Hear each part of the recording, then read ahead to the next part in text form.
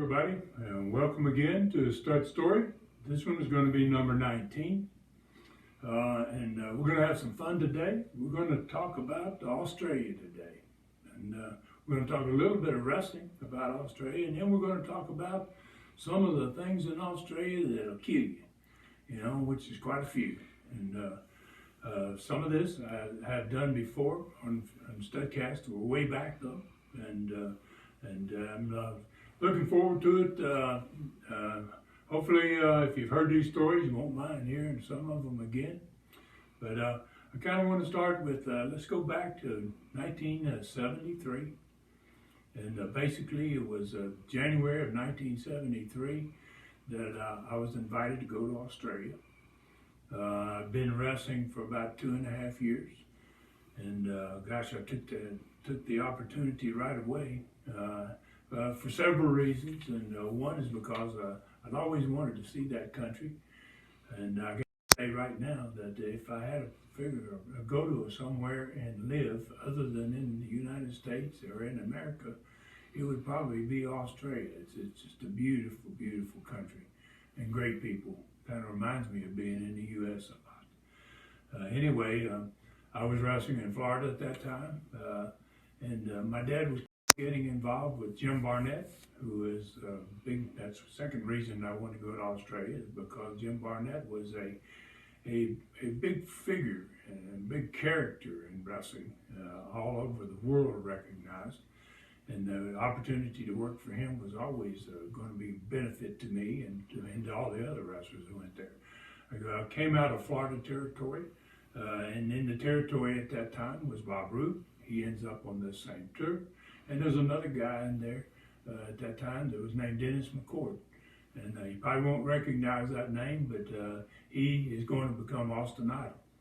So, there's 3 of us, young guys, that are going to Australia in 1973 for 3 months. It started out to be for 3 months, and mine got cut a little short. And maybe we'll get to that on the end of this one that we're about to do. And I really, really appreciate everybody that watches these and all your support out there. And I think you're going to find this stud story pretty interesting. We're going to jump into it with the first day I got there. And the first day that all the wrestlers in the crew met was in the Chevron Hotel. It was in Sydney, Australia, down in King's Cross area, Sydney. And this was back during the war. The Vietnam War, and there was a lot of Americans on the street, a lot of soldiers. That's where they went for their R&R when they got the opportunity while they were serving our country. So down there in the King's Cross was a busy section. It was a Hilton Hotel, and he lived not just in the hotel, but he lived on the whole top floor of the hotel. Jim Barnett had some money, and he had been extremely successful in America. He went to Australia and became just as successful there. And so the first meeting there, and I'll be kind of brief about this, is we're all sitting in the room. I'm with Bob Roop, who I knew obviously, Dennis McCord. I knew him very well at that time. We all came out of the Florida territory, and a lot of other great talent in that crew that was there. Don Carson is a very recognizable name. Dick Dunn. There was a lot of great wrestlers in the crew.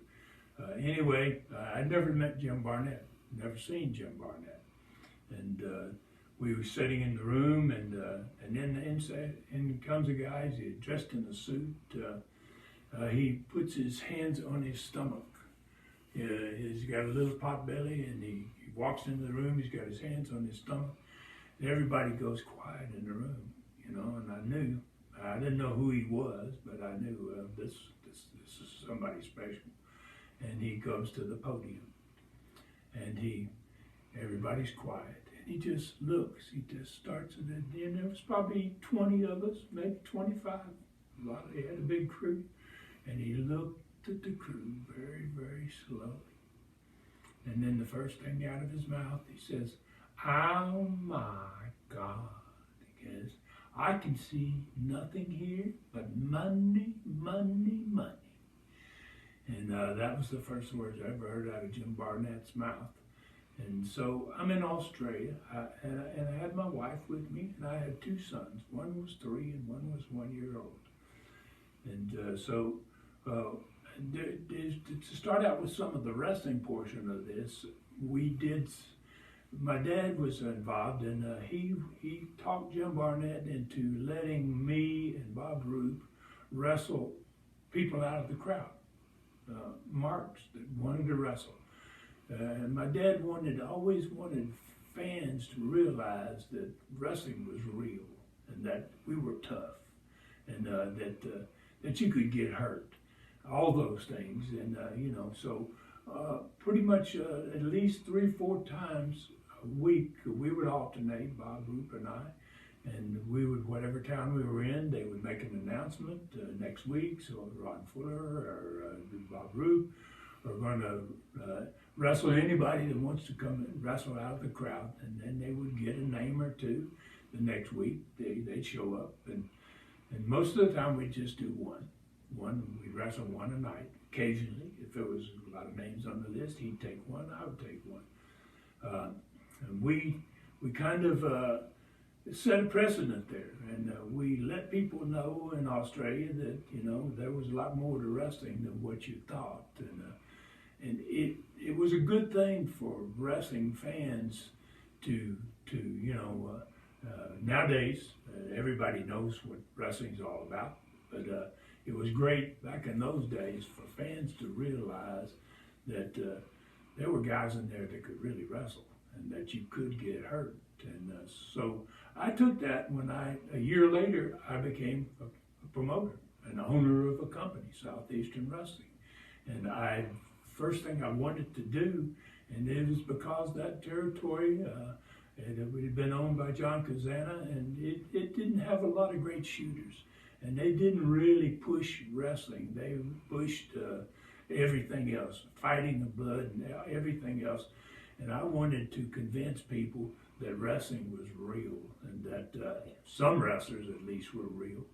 And so I got Dale Lewis to work in the crew for me in Knoxville in 1975, my first full year there. And I put this $1,000 bill on his lapel, the TV. Every week he came out dressed in a nice suit, $1,000 bill taped to his lapel. Anybody can beat me, they get this $1,000 bill. And wow, within 4 or 5 months, and Dale was great at it. He would take sometimes 5 guys in one night out of the crowd, and then he'd go and do his regular match after that. But he would beat all of them, obviously, and it was great for wrestling. It was great to build a sport. So I want to get away from the sport a little bit, because I found that when living in Australia that there's so much more there than in our country in so many different ways. And I found out that it was one of the most dangerous countries in all the world. Undoubtedly, they had 5 of the most poisonous snakes in the world are in Australia. They had poisonous spiders that bite you and you die from the spider bite, and they had big old white sharks everywhere. And so I got an apartment for my wife and my 2 little boys, and it was in Cronulla. It was just outside a suburb of Sydney. And I went to the beach. First day I went to the beach. Wow, the ocean there was just absolutely unbelievable, and the waves were there's no waves like that we have in our country. And I've done the West Coast and California too. You just don't get waves like they got out of Australia. And but they also had sharks. And so the first day down there, I didn't know much about it, and I went out and I went body surfing. And I got out probably say 100, maybe 100 yards from shore to get the waves, to be able to catch a decent wave. And the waves were probably 6, 8 feet, the big wave if you'd ever done any body surfing. And there were some surfers, but they surfed a different part of the beach. Way up on the north end of the beach, they had these huge volcanic rocks.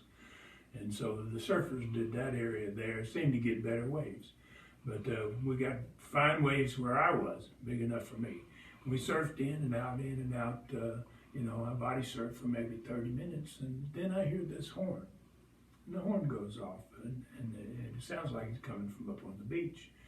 And, you know, I didn't think anything about it. I turned around, went back, got another wave. And then after about 2 waves, I noticed that pretty much everybody's gone to the beach, you know, and then there's finally one guy. He's probably you know, a couple hundred feet away, but the waves are crashing and it's making a lot of noise. And he shouts to me. He goes, "Hey mate!" He goes, "Shark on, mate!" And I couldn't hear him. And I was like, "What? What'd you say?" And I couldn't understand. I was a few days in, and when you weren't accustomed to Aussie and the way they talk, he might have been speaking a different language as far as I could tell. But then he says it again. He goes, "Shark on, mate!" And when I heard the word shark, I was like, "Whoa!" And so I took off the beach. I mean, I probably looked like Tarzan, Johnny Weissmuller, man. I mean, I was. In fact, I beat a lot of the people that had started 2 or 3 minutes earlier to the beach. And so we got out on the beach, and everybody, all the Aussies got out, and they were all complaining about, "Oh, geez, man, another shark." What's it? And the helicopter comes down the beach. And I'm like, "What is that all about?" And then they got someone in the helicopter talks to the towers. They got these towers, like lifeguard towers. That's what I thought they were, but they're shark guard towers. And they talked to the shark guards, and they said, "Hey, mate, you got a 10-foot mako and a 12-foot white out here, you know." And I was like, "Are you kidding me?" You know, I wasn't talking to him, I didn't know anybody, but I was like, "Wow, what in the heck is this all about?" And about 10 minutes later, you know, the helicopter's up and down the beach, and he says, "It's okay, mate." He's talking to the lifeguards, and horn goes off, and everybody thundered back out into the water. And I was like, "Oh, I don't know about this. You know, I'm going to wait a minute here and just see, you know, there may be somebody out there who's going to get eat, you know." And so I didn't, you know, that was my first experience with the shark. So second experience I had with the shark is me and Danny Little Bear, who was a great little wrestler, good little baby-faced Indian guy, and he was a real Indian. And he used to go to the beach with me, and we were in Perth, Australia, opposite side of the country, on the Indian Ocean rather than the Pacific. And so we went on a beach there called Scarborough. There was nobody on the beach. It was deserted, but it was a beautiful beach. Wow, it was unbelievable. And they had the greatest waves, probably, I'd say, 10-footers, some of them bigger. And I would, so me and him went down, and we went out to body surf. Now, he had never body surfed before, and he really couldn't catch the waves, and he was kind of struggling to have fun with it. But during the time, in a couple of minutes after we went out, an old guy came down the beach, and he sat down about 10 feet off of where the water broke to and got to 10 feet off the water. And then he crossed his legs, and he sat there, and he watched us. And we probably, I guess we probably were there for maybe 30 minutes riding waves.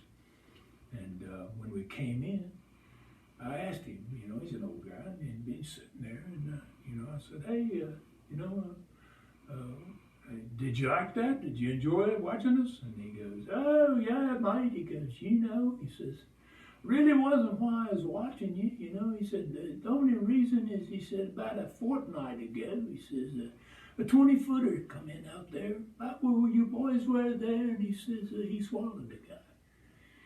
And I said, "Whoa, whoa." I said, wait a minute. I thought he was exaggerating, right?" And I said, "You mean he bit him? He bit somebody?" And he goes, "Oh, no, mate, he swallowed him out."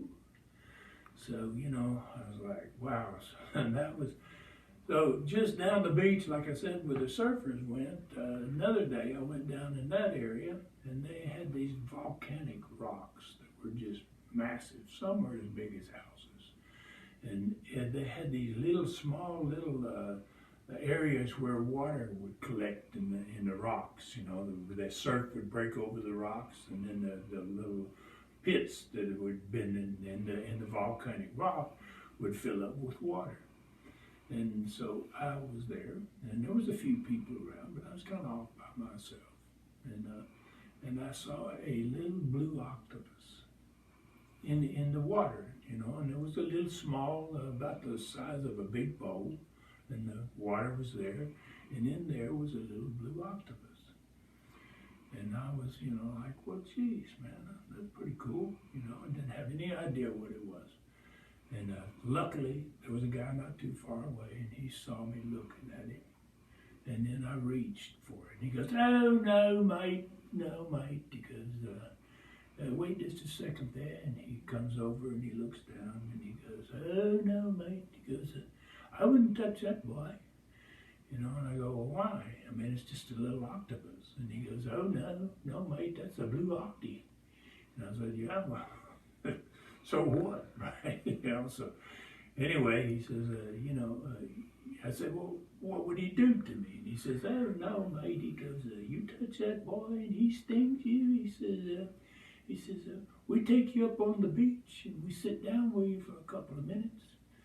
And I said, "Yeah," and they call it, you know, you go to the doctor, you go to the hospital, you call the ambulance. What? He says, no, we talk to you because in a couple of minutes you're going to die.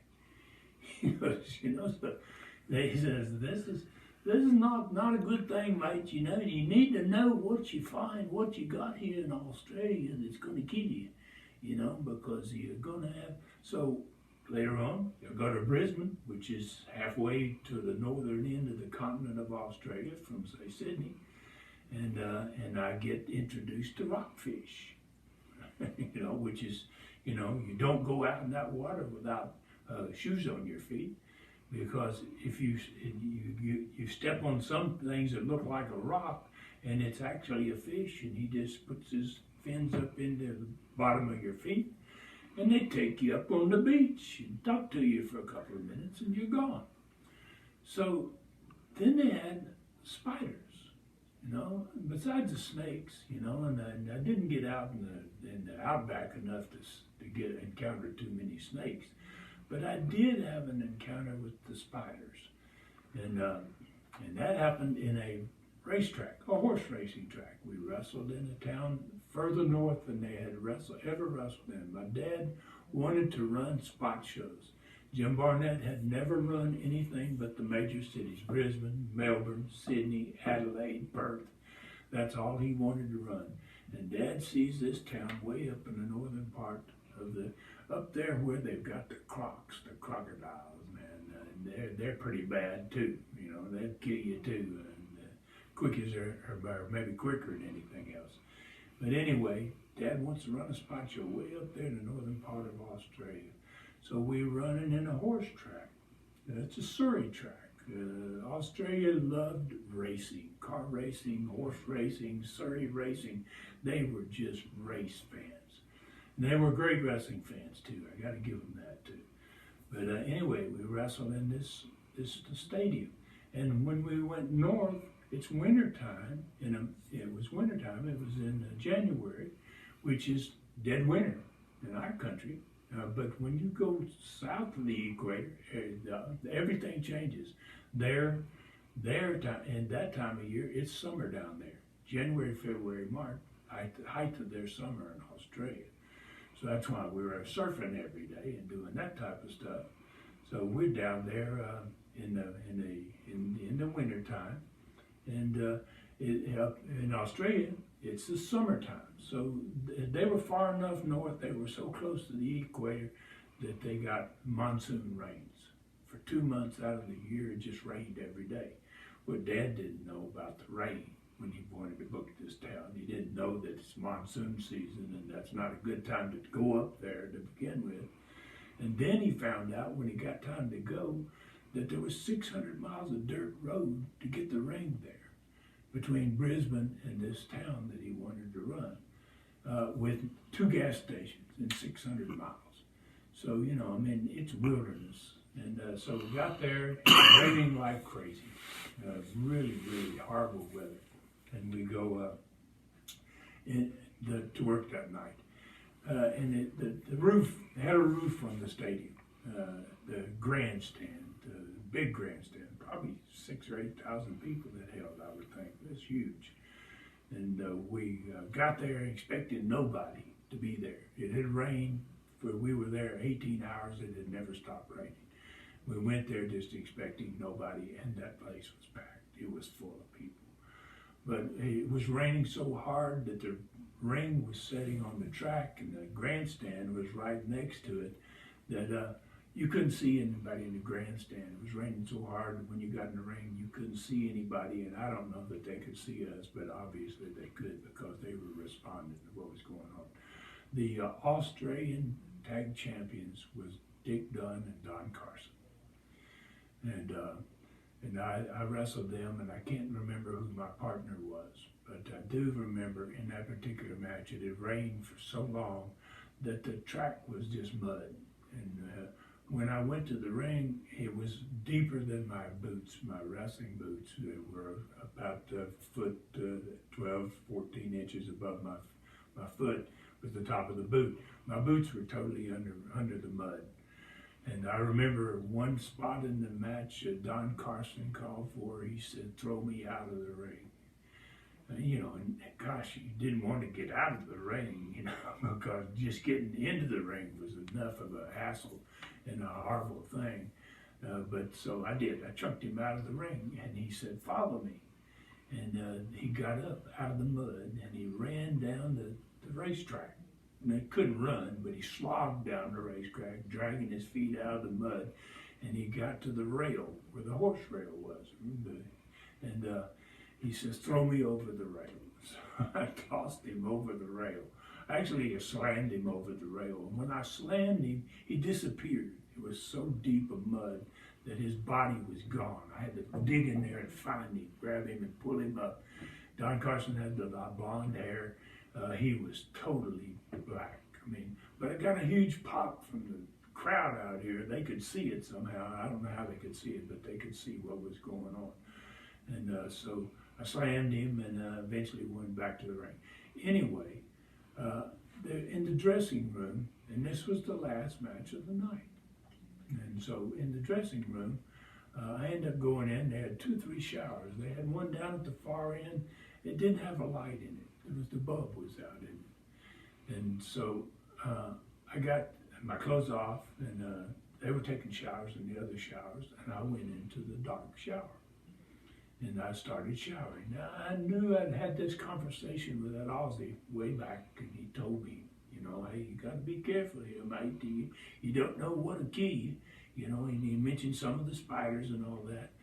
So I remember going into the shower and turning on the water. And the water got up about ankle deep around my feet.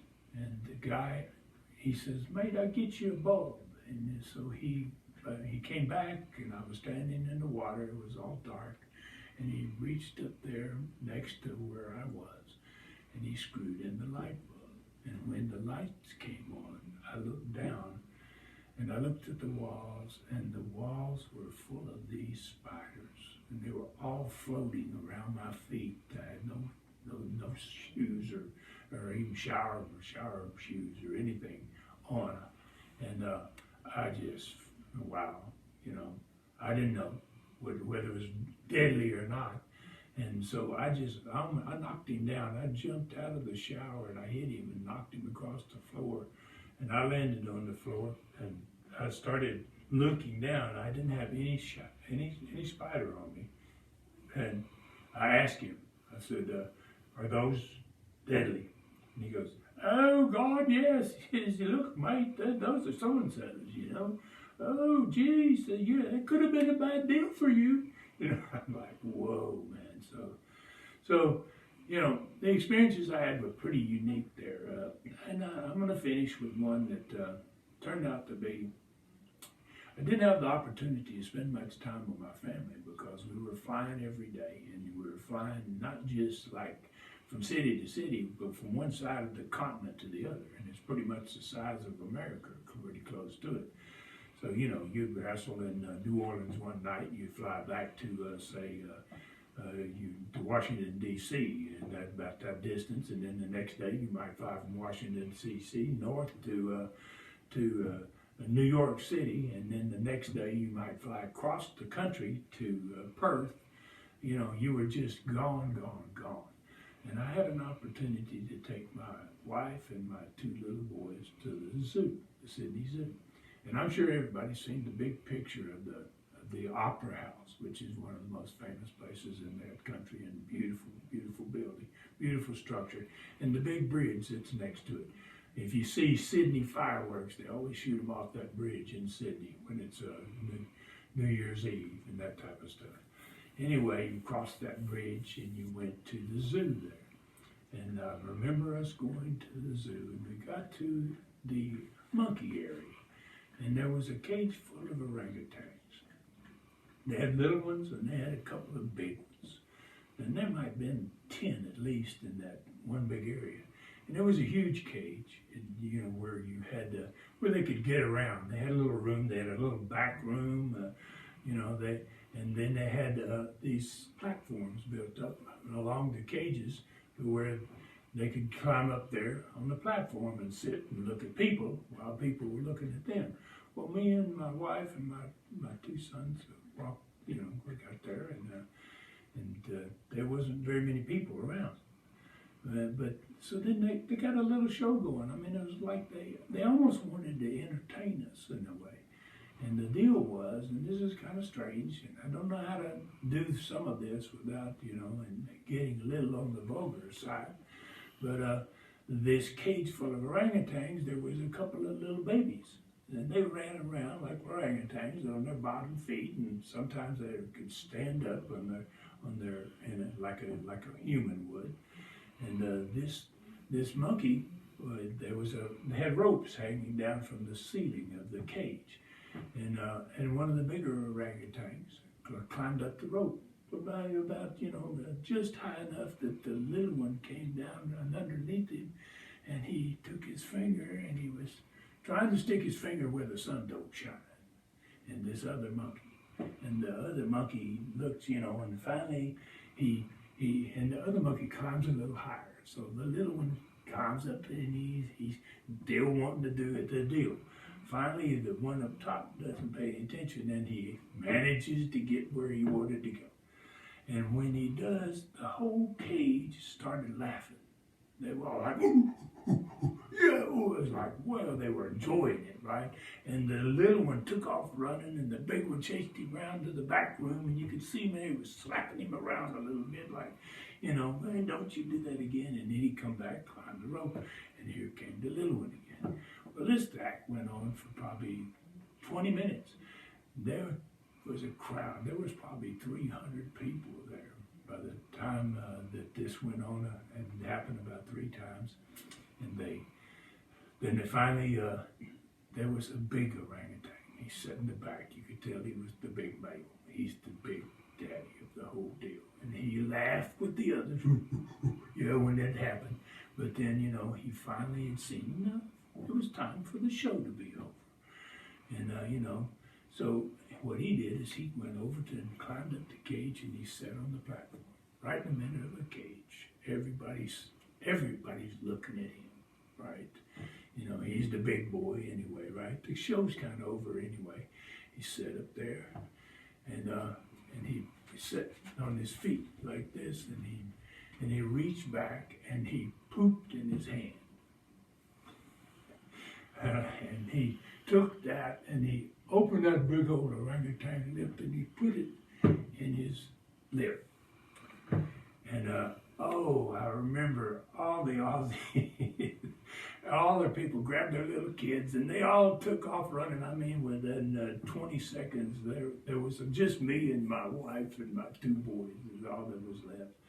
And I remember that I think we left too, like everybody else. I think we actually left the zoo after that, as a matter of fact. But It was a great experience.